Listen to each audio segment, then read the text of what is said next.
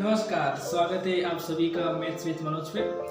कल के क्लास में हमने एक्सरसाइज 3.3 के सॉल्यूशन को डिस्कस किया था और आज की क्लास में हमने एक्सरसाइज 3.4 के बेसिक्स को डिस्कस करना है। Okay, so basic for exercise 3.4 जो हमारे मैट्रिक्स चैप्टर की लास्ट एक्सरसाइज है जिसको हमें डिस्कस करना है। ओके, अच्छा, तो ये जो एलिमेंट्री ऑपरेशन है इनका यूज करके हम मैट्रिक्स का इनवर्स कैसे फाइंड करेंगे वो सीखेंगे, जो कि बहुत ही इंपॉर्टेंट कंसेप्ट है। और ये जो इनवर्स हम निकालना सीखेंगे ये हमें डिटरमिनेंट में भी काम आएगा। ओके, तो ये कंसेप्ट हमारे लिए बहुत इंपॉर्टेंट है।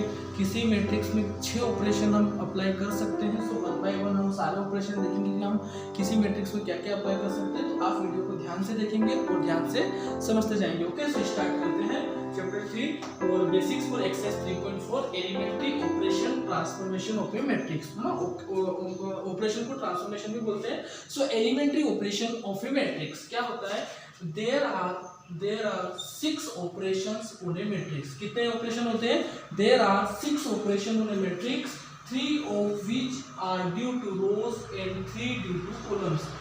टोटल मैट्रिक्स में 6 ऑपरेशन होते हैं जिसमें से हम 3 रोज में अप्लाई कर सकते हैं और 3 कॉलम्स में अप्लाई कर सकते हैं। इन 6 ऑपरेशन के अलावा हम मैट्रिक्स में और कोई ऑपरेशन यूज नहीं कर सकते हैं। Okay, so there are 6 operations on a matrix, 3 of which due to rows and 3 of which due to columns. Okay, so ये जो ऑपरेशन है इसमें हम 2 ऑपरेशन पढ़ेंगे। जैसे हम इसे 3 पॉइंट पढ़ेंगे तो वो 3 पॉइंट में फर्स्ट पॉइंट में रो के लिए भी और कॉलम के लिए तो 2 ऑपरेशन यहाँ हो जाएंगे, सेकंड पॉइंट में 2 ऑपरेशन हो जाएंगे और थर्ड पॉइंट में भी 2 ऑपरेशन हो जाएंगे। टोटल ऐसे 6 ऑपरेशन होंगे।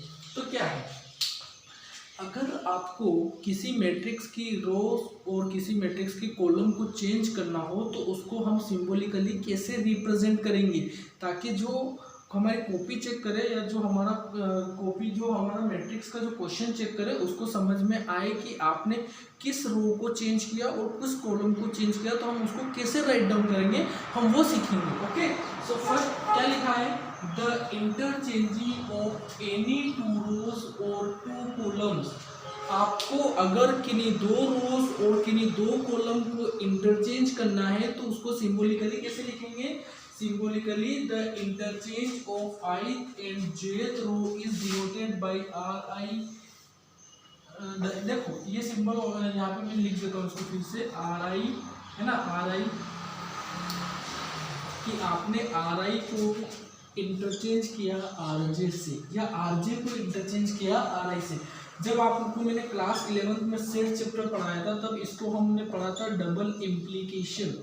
इस सिंबल को हम डबल इम्प्लीकेशन बोलते हैं। इसका मतलब ये होता है कि ये दोनों साइड से एप्लीकेबल है। इसका मतलब है कि या तो आपने रो 1 को रो 2 से चेंज किया या रो 2 को रो 1 से चेंज किया, दोनों साइड से ये सही है। तो अगर आपको किसी रो और किसी कॉलम को चेंज करना है, जैसे मान लो आपको रो 1 और रो 3 को चेंज करना है तो आप उसको ऐसे लिखोगे। इसका मतलब होता है कि आपने रो 1 और रो 3 को एक दूसरे से चेंज कर दिया, मतलब रो 1 रो 3 की जगह चली गई और रो 3 रो 1 की जगह आ गई। ओके, तो और अगर आपको interchange of ith and jth column करना है तो इसको डिनोटेट करेंगे ci इंटरचेंज cj। मतलब अगर आपको फर्स्ट कॉलम और सेकंड कॉलम को इंटरचेंज करना है तो c1 interchange to c2। Okay, तो एक एग्जांपल लेके मैं आपको बता देता हूँ कि हम कैसे इसमें इंटरचेंज करते हैं। ओके, सो फर्स्ट एग्जांपल में ये एक मैट्रिक्स दी गई है, आप ध्यान से इसके एलिमेंट को देखेंगे। इसमें 3 रोज और 3 कॉलम दिए गए हैं और इस मैट्रिक्स में जो ऑपरेशन यूज किया है वो ऑपरेशन है कि आपको रो 1 और रो 2 को क्या करना है? इंटरचेंज करना है। तो रो 1 कौन सी है? ये वाली रो 1 है ना, फर्स्ट रो है और ये सेकेंड रो है। ऑपरेशन क्या है कि फर्स्ट रो को सेकेंड रो से चेंज करना है, मतलब इन दोनों रोज को एक दूसरे से इंटरचेंज करना है। तो सेकेंड रो फर्स्ट रो की प्लेस पे चली जाएगी और फर्स्ट रो सेकेंड रो के प्लेस पे आ जाएगी और थर्ड रो में तो हमें कोई इंटरचेंज नहीं किया, तो ये नया मैट्रिक्स आ जाएगा। ओके, अच्छा इधर देखो, ये एक मैट्रिक्स दिया है और यहाँ पे जो ऑपरेशन लिखा है वो लिखा है कि कॉलम 1 को कॉलम 3 से इंटरचेंज किया। किसको 3 से चेंज किया? कॉलम 1 को कॉलम 3 से। तो ये कॉलम 3 है और ये कॉलम 1 है, तो इन दोनों को एक दूसरे से इंटरचेंज किया। तो कॉलम 1 यहाँ पे कॉलम 3 यहाँ पे आ जाएगा और कॉलम 1 वहाँ चला जाएगा। सो 1 - 1 5 और 2 √3 6, ये नया मैट्रिक्स आ जाएगा। चलो एक ऑपरेशन और मैं अगर आपको बोलता हूँ कि इसी मैट्रिक्स के लिए c1 को इंटरचेंज करो c2 से, इसका हमें इसको ऐसे रीड करना है कि आपको कॉलम 1 को कॉलम 2 से इंटरचेंज करना है। तो आप कैसे इंटरचेंज करोगे, ये कॉलम 1 और ये कॉलम 2, तो ये दोनों एक दूसरे से इंटरचेंज हो गए, मतलब कॉलम 2 यहाँ आ जाएगा, कॉलम 1 वहाँ चला जाएगा, तो क्या आ जाएगा 2√3 6 1 -1 5 1 1 7। कॉलम 3 में कोई इंटरचेंज नहीं होगा, जो दो इंटरचेंज हो गए उनमें आएगा ना, वो एक दूसरे की प्लेस पे रिप्लेस हो जाएंगे, बाकी जो थर्ड वाला बचा वो तो सेम ही रहेगा। ओके, तो इस फर्स्ट पॉइंट में हमने दो ऑपरेशन सीख लिए, एक रो पे सीख लिया और एक कॉलम पे सीख लिया। क्या सीखा कि अगर आपको किसी रो या किसी कॉलम को, देखो रो से ही इंटरचेंज होगी, कॉलम से इंटरचेंज होगी, इसमें कंफ्यूजन नहीं होना चाहिए कि क्या सर मैं रो को कॉलम से इंटरचेंज कर सकता हूँ, बिल्कुल भी नहीं। रो के साथ इंटरचेंज होगी और कॉलम के साथ इंटरचेंज होगा। ओके, ये बात हम ध्यान रखेंगे। और अगर आपको रो 1 और रो 2 को इंटरचेंज करना है तो आप R1 इंटरचेंज R2 कैसे लिखेंगे मैंने बताया। अगर आपको कॉलम को इंटरचेंज करना है तो कैसे लिखेंगे तो मैंने बताया और आपको एग्जाम्पल से भी बता दिया। तो ये मैंने इस पॉइंट में दो ऑपरेशन बता दिए, एक रो पर और एक कॉलम। अब नेक्स्ट पॉइंट में भी हम दो ऑपरेशन सीखेंगे, तब तक आप इसको नोट करो।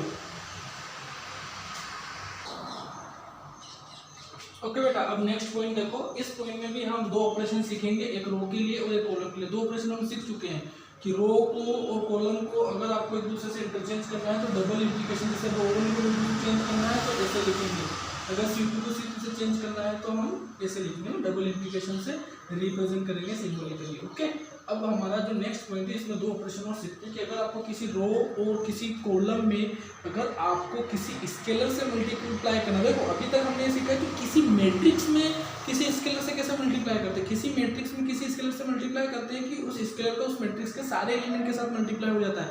बट अगर आपको किसी स्केलर से पर्टिकुलर रो और कॉलम में आपको मल्टीप्लाई करना है तो ऑपरेशन लगेगा, और ऑपरेशन को हम कैसे लिखते हैं वो मैं आपको यहाँ पे सिखाऊंगा। ओके, तो इस पॉइंट को आप ध्यान से देखें। पॉइंट पे लिखा है कि the multiplication of the elements of any row और column by a non zero number. क्या लिखा है कि the multiplication of the elements of any row, कि अगर किसी मैट्रिक्स में अगर आपको किसी रो या कॉलम में स्पेसिफिकली मल्टीप्लाई करना है एक नॉन जीरो नंबर का। देखना, एक बात ध्यान रखना कि कभी भी मैट्रिक्स में आप जीरो से मल्टीप्लाई नहीं कर सकते, कभी भी मैट्रिक्स में आप जीरो से मल्टीप्लाई नहीं कर सकते, इसीलिए यह लिखा है by a non zero number. अगर आप मल्टीप्लाई करते हो तो जीरो को छोड़कर किसी दूसरे नंबर से मल्टीप्लाई करोगे, जीरो से मल्टीप्लाई नहीं करोगे। ओके, सो सिंबॉलिकली अगर हम इसको लिखें तो कैसे कि the multiplication of each element of the ith रो। देखो पूरी मैट्रिक्स से मल्टीप्लाई नहीं बोल रहा है, वो बोल रहा है कि किसी एक रो में अगर आपको मल्टीप्लाई करना है k से, और k यहाँ पे क्या नहीं होना चाहिए, जीरो नहीं होना चाहिए, k not equal to zero is denoted by ri, sorry यहाँ डबल इंप्लीकेशन नहीं आएगा बेटा, सिंगल आएगा। ओके, क्योंकि ये हम पर्टिकुलर एक रो के लिए कर रहे हैं, है ना, और वहाँ पे तो हम चेंज कर रहे थे तो एक दूसरे से चेंज हो रही थी, यहाँ पे तो हमें मल्टीप्लाई करना है। इसका मतलब है कि आपको ri रो में k ri से मल्टीप्लाई करना है। Okay, and the corresponding column element, the corresponding column operation is denoted by ci से kci। ओके, मैं आपको इसको एक एग्जांपल लेके अच्छे से समझाता हूँ। अभी तक मैंने आपको ये बताया कि हम इस एक्सरसाइज से पहले अगर हम किसी मैट्रिक्स में किसी एलिमेंट से मल्टीप्लाई कर रहे थे तो उसमें हम ये देखा था कि उस स्केलर का उस मैट्रिक्स के सारे एलिमेंट के साथ मल्टीप्लाई हो गया था। बट बेटा अगर आपको किसी स्पेसिफिक रो और कॉलम में किसी स्केलर से मल्टीप्लाई करना है तो उसको ऑपरेशन से करना होगा, और हम उसको कैसे डिनोट करते हैं वो यहाँ पे सीखेंगे। तो ये एग्जांपल है ना, एक मैट्रिक्स लिया है और आपको यहाँ पे ऑपरेशन यूज करना है कि आपको कॉलम 3 में एक स्केलर k जो कि 1/3 से मल्टीप्लाई करना है। इसका क्या मतलब होगा कि बेटा आपको कॉलम 3 में जो आपका कॉलम 3 है, अब आपको उस कॉलम 3 में 1/3 का मल्टीप्लाई करके लिखना है। तो ये फर्स्ट कॉलम है, सेकंड कॉलम, थर्ड कॉलम, तो फर्स्ट कॉलम और सेकंड कॉलम तो सेम रहेंगे, 1 - 1 2√3। अब आप थर्ड कॉलम में किसका मल्टीप्लाई करोगे, 1/3 का। सो 1 × 1/3, तो यहाँ आ जाएगा 1/3, और 1 × 1/3 तो यहाँ पे भी क्या आ जाएगा 1/3। ओके, ऐसे मल्टीप्लाई करेंगे। अच्छा, अब यहाँ पे बताओ, ये एक नया मैट्रिक्स दिया गया है और आपको ऑपरेशन यूज करना है कि आपको रो 2 में जो आपकी सेकेंड रो है उस सेकेंड रो में आपको किसका मल्टीप्लाई करना है, सेकेंड 2 का मल्टीप्लाई करना है। किसका मल्टीप्लाई करना है, 2 का। तो फर्स्ट रो तो सेम रहेगी, सेकेंड रो में आपको 2 का मल्टीप्लाई करना, 2 इंटू 2 4 और 2 इंटू 3 6, ऐसे होगा। चलो एक एग्जांपल और आपको बता देता हूँ। ये दिया हुआ है मैट्रिक्स, अब आपको करना है बेटा, यहाँ पे कभी भी 2 भी एम्प्लीकेशन नहीं लगता है ना, वो मैंने लिख दिया है, बट हमेशा ऐसे लगता है। इसका मतलब होता है कि कॉलम 2 में आपको 8 का मल्टीप्लाई करना है। ओके, तो हमेशा ऐसे एरो लगता है। Okay, single sided. ओके, अब मेरी बात सुनो, अब ये सुनेंगे कि इसका क्या मतलब हुआ कि आपको कॉलम 2 में किसका मल्टीप्लाई करना है, 8 का। तो ये कॉलम 1 है और ये कॉलम 2 है, तो इसमें मल्टीप्लाई होगा, मतलब कॉलम 1 और कॉलम 3 तो सेम रहेगा, कॉलम 3 तो सेम रहेगा। तो कॉलम 2 में किसका मल्टीप्लाई होगा, 8 का। तो मल्टीप्लाई करो, 8 इंटू 2 60 और 8 इंटू 6 48। ओके, तो ऐसे हम किसी भी कॉलम या किसी भी रो में, आपको किसी भी एक रो या किसी भी एक कॉलम में अगर आपको मल्टीप्लाई करना है तो आपको इसको पहले ऑपरेशन लिखोगे, उसके बाद मल्टीप्लाई करोगे। ओके, तो ये 2 ऑपरेशन हमने सीख लिए, टोटल 4 ऑपरेशन सीख लिए। और नेक्स्ट 2 और सीखते हैं, तब तक आप इसको नोट करो। ओके बेटा, तो थर्ड पॉइंट देखते हैं, लास्ट के 2 ऑपरेशन इसमें सीख लेते हैं और इम्पोर्टेंट भी है ये दोनों ऑपरेशन, इनका बहुत यूज़ करेंगे हम। तो कैसे इन ऑपरेशन का हम यूज़ करेंगे वो सीखो बेटा। यहाँ पे मैंने लैंग्वेज नहीं लिखी है ना, और आपसे कोई स्टेटमेंट पूछेगा भी नहीं, मैंने इसको डायरेक्ट बता दिया है कि अगर आपको किसी रो में किसी दूसरी रो को ऐड करना हो और उस दूसरी रो में अगर आपको किसी स्केलर से मल्टीप्लाई करके ऐड करना हो, तो उस ऑपरेशन को कैसे लिखते हैं। या किसी कॉलम में आपको दूसरे कॉलम को ऐड करना हो और दूसरे कॉलम में किसी स्केलर का मल्टीप्लाई करना हो और उसको ऐड करना हो, तो कैसे लिखेंगे। एक बार तो आपको ये ध्यान हो गई कि मैट्रिक्स में कभी भी 0 से मल्टीप्लाई नहीं होता है, मतलब ये k कभी 0 नहीं होता है, ये आपको फिक्स है। मतलब ये k 0 को छोड़ के पॉजिटिव और नेगेटिव दोनों हो सकता है। जैसे मैंने आपको जो सेकंड पॉइंट में जो 2 पॉइंट बताए थे, किसी k का किसी रो और कॉलम में मल्टीप्लाई करना, तो वो k पॉजिटिव और नेगेटिव दोनों हो सकता है, बट 0 नहीं हो सकता, ये ध्यान रखेंगे। ओके, तो एक ऑपरेशन है, ये a एक मैट्रिक्स दी गई है और आपको देखो, आपको जो ऑपरेशन दिया गया है कि आपको जो ऑपरेशन लगाना है वो ये ऑपरेशन लगाना है कि आपको रो 2 में ऑपरेशन लगाना है कि रो 2 सेम रहेगी और आपको रो 1 उसमें से माइनस करनी है और 2 का मल्टीप्लाई करके माइनस कर। देखो इसको कैसे लिखेंगे, ऑपरेशन कहाँ पे लग रहा है, रो 2 में लग रहा है, मतलब रो 2 चेंज होगी, है ना, सेकेंड रो चेंज होगी, तो फर्स्ट रो तो सेम रहेगी, तो आप फर्स्ट रो को तो सेम लिख दो, 1 2। चेंज कौन सी होगी, सेकेंड रो होगी, कौन सी होगी, सेकेंड। अच्छा, सेकेंड रो में चेंजेस क्या आ रहा है, वो बोल रहा है कि सेकेंड रो का हर एलिमेंट में चेंज आएगा और आपको उसको लिखना है कि रो 2 उसका एलिमेंट तो सेम रहेगा, बट रो 1 में 2 का मल्टीप्लाई होकर सब्ट्रैक्ट होगा। तो पहले हम इस एलिमेंट की बात करते हैं, ये रो 2 है ना, तो इस एलिमेंट में सारे में ये ऑपरेशन लगेगा, तो पहले 2 की बात करते हैं। तो यहाँ लिखा है कि R2 का जो एलिमेंट है वो तो सेम रहेगा, फिर माइनस लगेगा और फिर 2R1 वो माइनस होगा, उसके करस्पॉन्डिंग फर्स्ट रो के एलिमेंट में 2 का मल्टीप्लाई करके, तो इसका करस्पॉन्डिंग ये है ना यहाँ पे, तो वो बोल रहा है कि इसमें 2 का मल्टीप्लाई करके ये सब्ट्रैक्ट होगा, तो 2 माइनस 2, तो यहाँ पे कितना आ जाएगा, 0, है ना, यहाँ पे क्या आ जाएगा, 0। चलो अगला, अब इसके लिए तो हो गया, अब इसके लिए करेंगे। तो फिर बोल रहा है कि R2 का एलिमेंट तो सेम रहेगा, मतलब -1 तो सेम रहेगा, फिर माइनस, फिर 2, और बोल रहा है कि R1 का एलिमेंट का मल्टीप्लाई कर दो, तो -1 -4 कितना आ जाएगा, -5। तो ये नया मैट्रिक्स आ जाएगा। ओके, तो आपको ऐसे करना है। चलो इधर आ जाओ, ये रो में तो कैसे ऑपरेशन करते हैं। अब यहाँ पे जो k था वो -2 था, तो इस बार मैंने k माइनस ले लिया, देखो यहाँ पे k मैंने प्लस ले लिया और ऑपरेशन मैंने कॉलम के लिए लगाया है।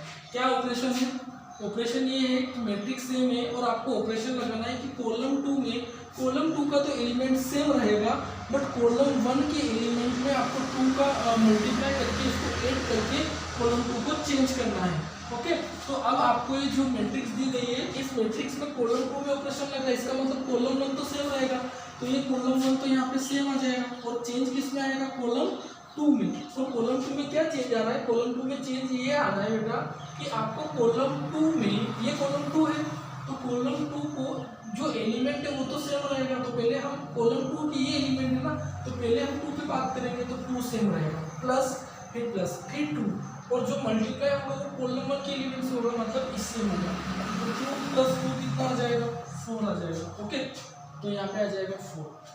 तो यहाँ पे इस एलिमेंट की तो बात होगी। अब इस एलिमेंट की बात करते हैं, तो फिर से अब इस पे तो हो गई, अब इस कॉलम 2 की इस एलिमेंट की बात करेंगे तो थोड़ा कॉलम 2 का एलिमेंट सेम होगा तो सेम, प्लस फिर 2 इंटू कॉलम 1 के एलिमेंट का मल्टीप्लाई होगा, तो कॉलम 2 के एलिमेंट का मल्टीप्लाई कर दिया तो -1 + 4, तो ये कितना आ जाएगा, 3 आ जाएगा। ओके, तो ये आ जाएगा। तो ऐसे आपको मल्टीप्लाई करना है। ओके, जैसे ये हो गया। अगर मैं आपसे कहूँ बेटा कि आपको कॉलम 1 में ऑपरेशन लगाना है और कॉलम 1 में ऑपरेशन लगाना है कि कॉलम 1 + 2 कॉलम 2 या 3 कॉलम 2, तो कैसे लगाओगे? कॉलम 1 में लगाना है, मतलब अब कॉलम 1 चेंज हो जाएगा, कॉलम 2 क्या रहेगा, सेम रहेगा। अब कॉलम 1 में जो ऑपरेशन लगाना है वो ये लगाना है कि कॉलम 1 तो सेम है और कॉलम 2 में 3 का मल्टीप्लाई करके ऐड किया है ना, तो 3 इंटू 2 कितना, देखो कॉलम 2 का ये आ जाएगा ना, तो 3 इंटू 2 6 और ये 7 आ जाएगा। फिर अगर आपको इस पे करना रहेगा क्योंकि इस पे तो हो गया, तो फिर क्या आ जाएगा, कॉलम 1 का तो सेम रहेगा प्लस 3 इंटू कॉलम 2, तो ये -1 है, सो 2 इंटू -3 इंटू -1 -3 आएगा, 2 -3 -1 आ जाएगा, तो ये -1 आ जाएगा। ऐसे आपको ऑपरेशन का यूज़ करना। टोटल मैंने आपको 6 ऑपरेशन बता दिए हैं कि किसी भी रो और कॉलम को हम सिंबॉलिकली कैसे इंटरचेंज करते, कैसे लिखते हैं, वो मैंने सिखाया। फिर सेकंड पॉइंट में मैंने आपको सिखाया कि किसी भी स्पेसिफिक रो और कॉलम में अगर आपको किसी भी नॉन जीरो कैसे मल्टीप्लाई करना है तो कैसे लिखते हैं, और किसी भी, और ये जो फिफ्थ और सिक्स्थ ऑपरेशन ये मैंने आपको सिखाया। ओके, तो टोटल ये 6 ऑपरेशन हो गए। आप इनको एक बार अच्छे से नोट डाउन कर लो और अच्छे से लिख लो, फिर यहाँ से आगे हम कंटिन्यू करते हैं। ओके।